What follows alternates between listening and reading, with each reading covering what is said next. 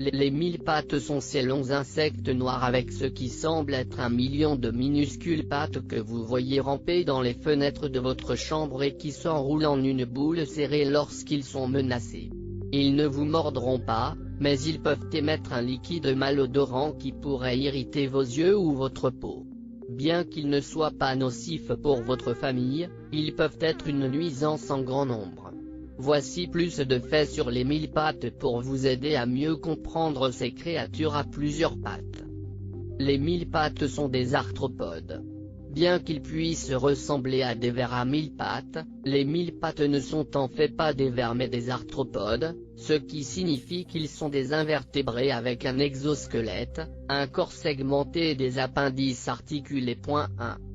Les mille pattes sont parmi les plus anciennes créatures à marcher sur Terre. Des preuves fossilisées montrent qu'une créature semblable à un mille pattes a été l'un des premiers et des plus gros invertébrés à marcher sur une terre de 6 pieds de long et d'1,5 pied de large. 2. Un fossile particulier a été retracé il y a 420 millions d'années et a été nommé Pneumodesmus humani pour la personne qui l'a découvert. Les mille pattes sont les petits recycleurs de la nature.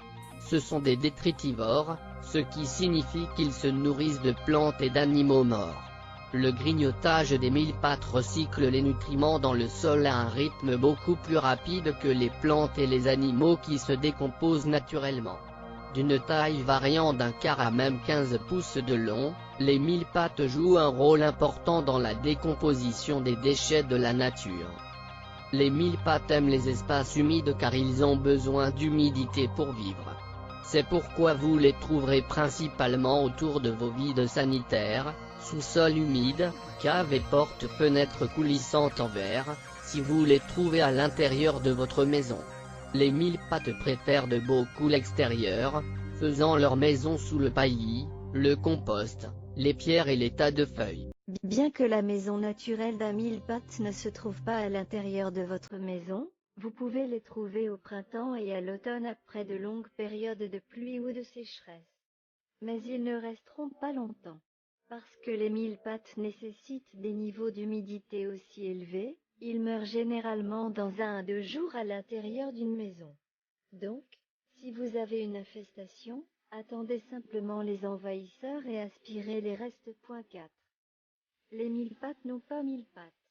Un nouveau-né naît avec seulement 3 paires de pattes et peut atteindre 200 adultes. Ils ont 2 paires de jambes par segment corporel. C'est la principale différence entre les mille pattes et les mille pattes, car les mille pattes n'ont qu'une seule paire de pattes par segment. Les mille pattes se protègent en se recroquevillant en spirale chaque fois qu'ils se sentent menacés. Cela protège leur dessous souple. Ils s'enroulent également en spirale lorsqu'ils meurent.